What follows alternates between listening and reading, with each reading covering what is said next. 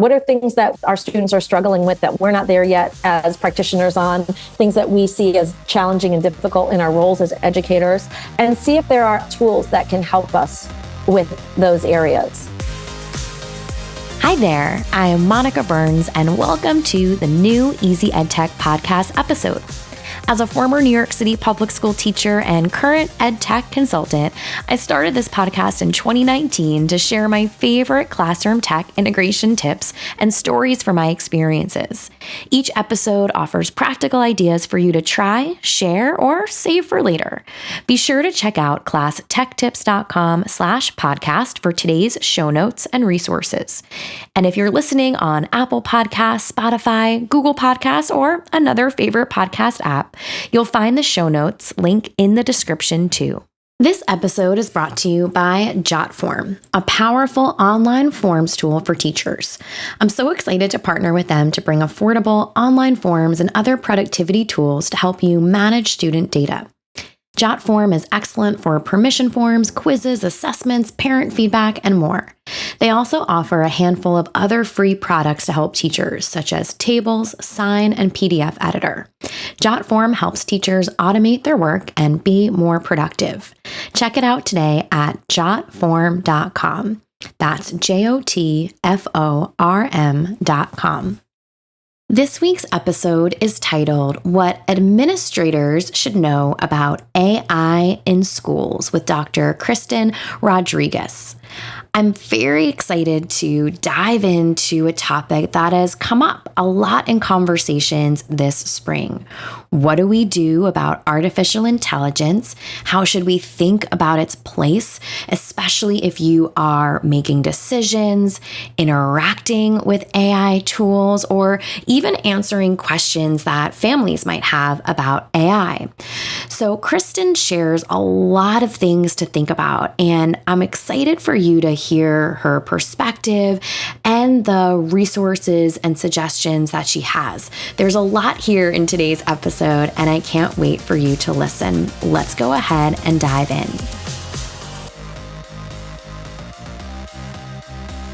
Welcome to the podcast. I am so excited to chat with you today about enhancing access to AI technology in your school, which is more than just a hot topic, but something that's really important for folks as they're heading into the new school year. So would love to hear from you first a bit about your role in education. What does your day-to-day look like?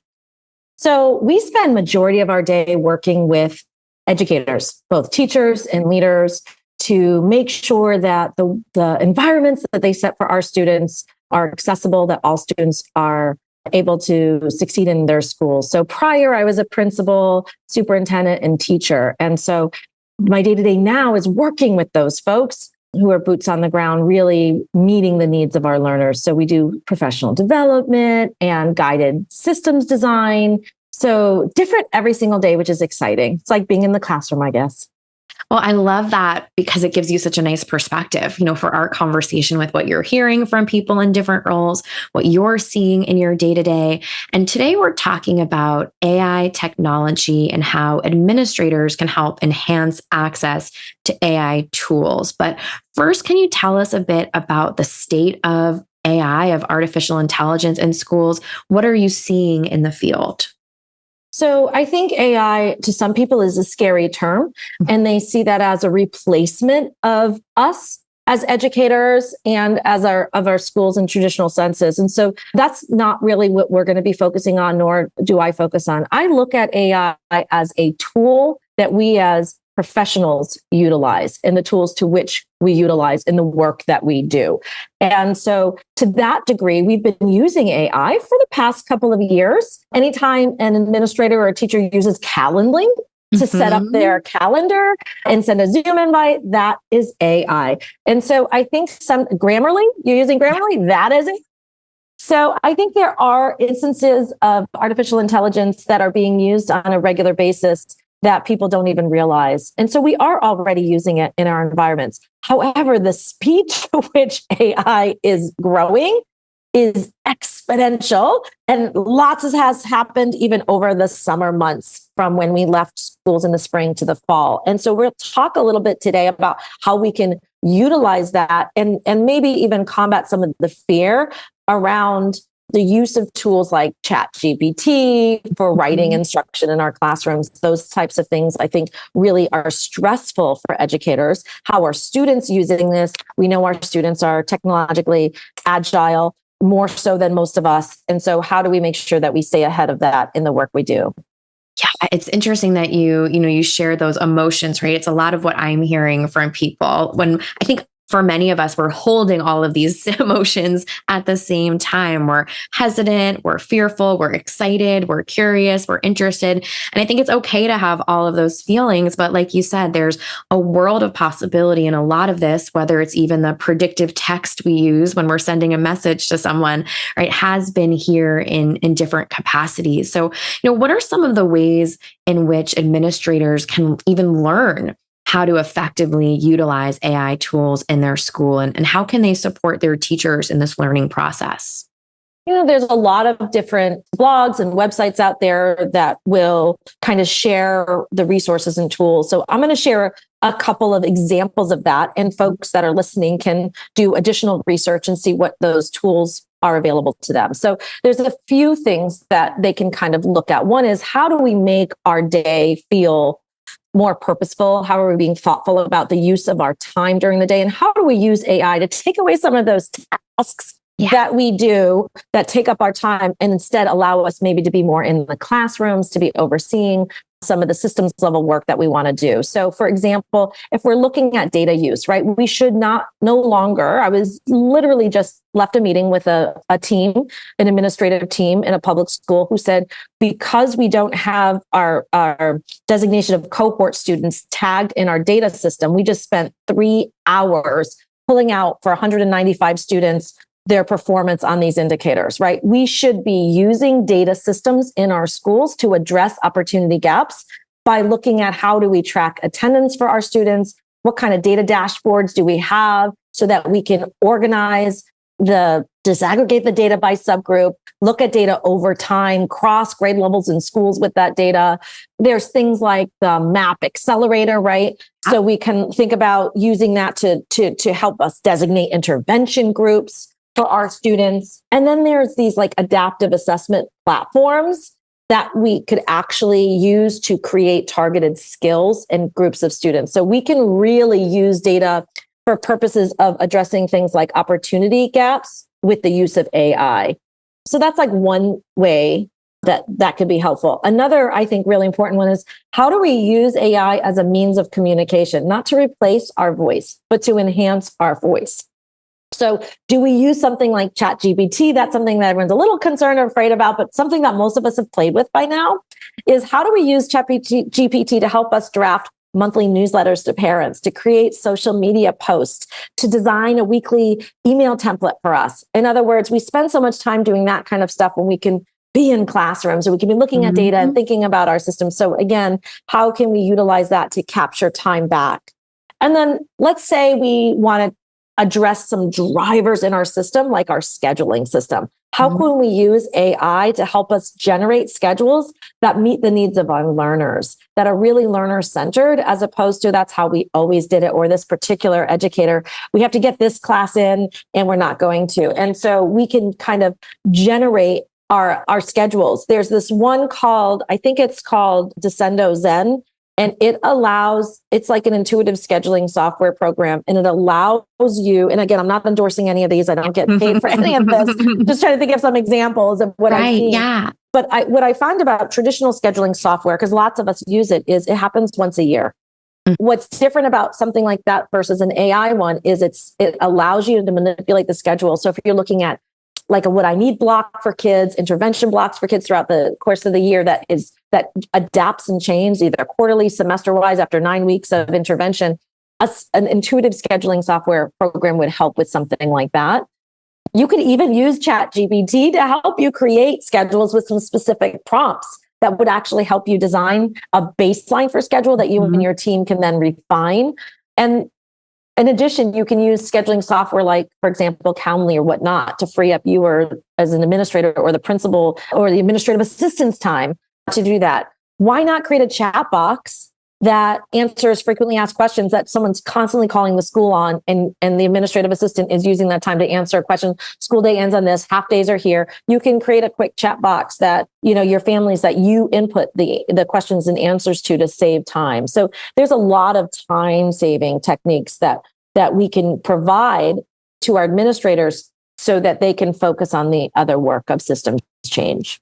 Yeah. And just the tedious tasks that you mentioned go along with that reallocation, right? If you're making other choices with your time, right, and you're reprioritizing your time, that's really what jumps out for me too. So I love that those examples that you gave were really about creating more time for all of us to do the meatier or the heavier lifts, as opposed to some of the things that are just tedious, could be automated, especially at that administrative level. So I'm curious if you have any examples to share of AI applications that are already being used to support student learning. So maybe outside of the admin space and more into that classroom, student-facing spaces. So there's a couple of things. One is, I tell our educators, do not be afraid to actually use generative AI to help you enhance your lesson plans. So use a ChatGPT and say, here's my lesson plan. How do I integrate universal design for learning into this? Or how do I support, these evidence-based practices for multilingual learners with this? And so again, I think that that's like a tool to enhance the work you're already doing. It's not creating it from scratch, but it's supporting it. You can do blended approaches around AI instruction, where you have the students begin their prompt and then give them prompts to use with the generative AI tool that would say, okay, address the grammar in this and give me feedback on that. Give me feedback on my voice, give me feedback on my tone, things of that nature. There's a ton of, tools that you can use to support access for students, speech to text access. There's something called Speech Flow, which supports a multilingual learner transcription. So it's like speech to text, but in other languages. So if you have a dual immersion or dual language program, you can use that. If you've got kids that, let's say a kid has a broken arm, or a kid has fine motor challenges, or a kid gets easily distracted and has ADHD, you can use something like Otter AI, which is a capture the lectures that you're speaking.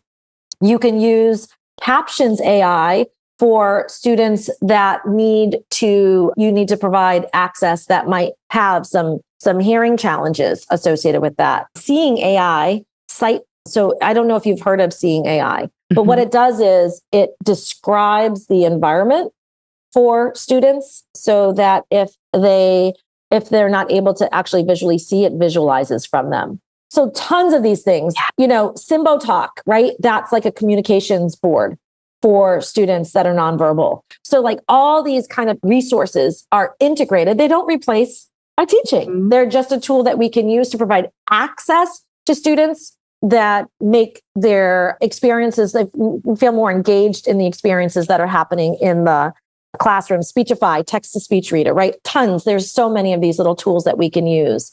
So you can start with something as simple as Grammarly, which you might not have been using, or you can do like My Essay AI, which actually kind of gives specific targeted feedback to students about their writing. So you can start small and then expand into that. There's a couple of new tools that are just coming out. I don't know if you've heard of Conmigo. Yeah. So Conmigo is like a tutoring bot with Khan Academy. And so you can explore that and use that, or you could do something like Spring Math.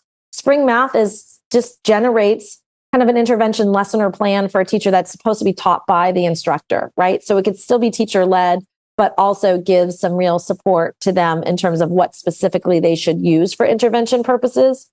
So like so many, but like that's just like a couple of things that we can do in the classrooms, both whole class and also individually supporting of our students. Such a great list. And we'll make sure to link out to listeners to some of the resources that you've recommended. And, as you were talking, I think for me, the words that really resonated were enhance, right? So enhancing your instructional practice, and then access, right? Giving students access to things that might have been challenging for them to really make meaning of, to maybe sure that we're giving everyone what they need to have a successful school day. And that's one of the things that I know gets me so excited about these different resources, even though it is a fast pace and a kind of changing landscape. And, with that in mind, this kind of fast paced nature, there's, sometimes some hesitation around things that are new. So how can organizations foster a culture that is receptive to the adoption of artificial intelligence technologies, by administrators? Do you have advice for administrators, who are tackling this idea with their school community? I recommend just be collaborative about it. So start with a conversation with the teachers about what do we want to work on? What are things that our students are struggling with that we're not there yet as practitioners on, things that we see as challenging and difficult in our roles as educators, and see if there are tools that can help us with those areas. So that's one technique. Another is to just give time for our practitioners to practice and play with these tools. Maybe you have a curated set of just a few tools that all practitioners within the school explore because they might feel overwhelmed by all of them. Or you have a more comprehensive list for people that are a little bit more comfortable with that. Scaffolding supports around, do you want me to demonstrate this for you? Do you want me to co-teach this tool with you before we begin to implement this tool? Give them a chance to give feedback on the tools. Say, this is not working for my kids because of this, or this is really working for me. I think someone else would love this with a similar profile of students. So I think it's really just giving them time and scaffolds to be successful, as opposed to just say, okay, do it now, or here's what we have. We purchased this, use it.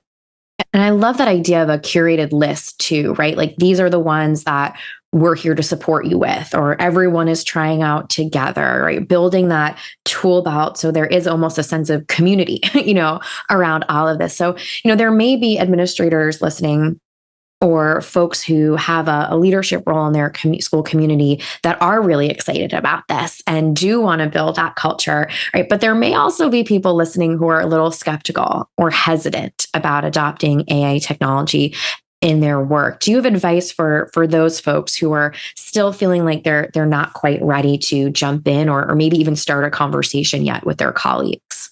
I think we should all be skeptical and a little nervous. Mm-hmm. I think, it's anyone that says not to be, I think that's disingenuous. I mean, there are aspects of AI, let's say some of those attendance trackers that are facial recognition. Personally, that makes me a little nervous. Mm-hmm. Like that, it feels a little bit like 1984. So the book, George Orwell. So I feel like, we have to be thoughtful and careful about the tools that we are using. I think there has to be some level of a vetting system within any district to make sure that it's appropriate, to make sure that it respects student privacy as well. And we're not giving information out to these companies. Like it's really easy to download an app and then we're like exposing student information, images and things like that. So we want to be really careful about from the perspective as an organization that we have a policy in place about the use of this, that we are thoughtful about this, that we have some level of vetting that occurs around these tools without hampering, without making it so cumbersome that, we can't use these tools when they come up. But I would say find opportunities for people that are nervous and skeptical to use tools that feel relevant to their practice. Mm-hmm. Let them use them. And I have found that that's the easiest way to change opinions, because sometimes we just say no without saying, well, you have been using it. You know that this is AI and this is AI and this is AI. And they're like, oh, okay. All right. Maybe it's not this idea of what I think AI is, to know the reality of it. But I want us all personally to stay skeptical a little bit of it, to be aware of some of the things that might happen while also being open to it. I'm so glad you said it like that. I was just in Florida last week with a group or yesterday, not even last week. Gosh, I don't think I've been home for 12 hours since my flight landed, if I'm being honest. So yesterday morning, we were having this conversation around like a reframing AI conversation, saying this can automate, this can help. But then at the same time, I kept pausing to say, but it's not a toxic positivity situation. Like, let's not pretend that there isn't something here that we need to be mindful of. So I really love the way that you share that, because it is so important to acknowledge these pieces that are unknown, while at the same time, right, spending, or allocating some time to take a closer look, right, and not ignore the changes that are happening. So before we finish up, I want to make sure people know about your newest book, about where they can connect with you. Where can they learn more about your work? Thank you so much. So an easy way to connect to me is they can reach out through email. So it's Kristan, Kristan, at cca-pr.com. They could use that same ending to check out our website, www.cca-pr.com. Our book, which we're super excited about. So when I say free yourself up for the systems level work, this systems level work is what we talk about in the book. These are key levers that we will pull to make sure every kiddo is successful. It's called In Support of Students, A Leader's Guide to Equitable MTSS. Go hit it up on Amazon or barnesandnoble.com or any of those book websites, Wiley Publishing. You can get it direct there if you're doing a bulk order.